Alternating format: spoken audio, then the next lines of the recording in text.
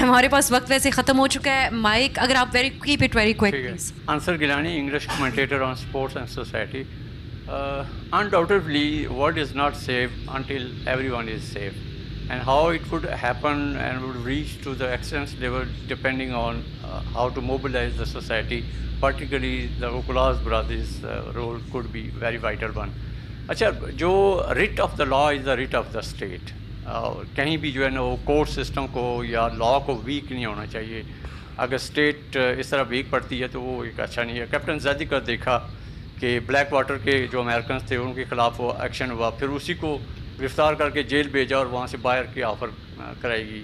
اسی طرح Raymond Davis گئے ہیں اور مشرف صاحب کے ساتھ جو ہے وہ ٹونی بلیئر, انہوں نے کہا جی جو مرزا طاہر ہے ڈبل نیشنلٹی رکھتا ہے, ڈوئل نیشنلٹی, اور وہ برٹشر ہونے کی وجہ سے بچا لیا گیا. تو اس طرح کے جو کیسز ہیں یا واقعات ہیں, ایک پریزیڈنٹ کی جو امیونٹی ہوتی ہے, جیسے جعفر, یہ جو زہر جعفر ہیں, اس کی بھی امریکنس انوالومنٹ آ رہی ہے.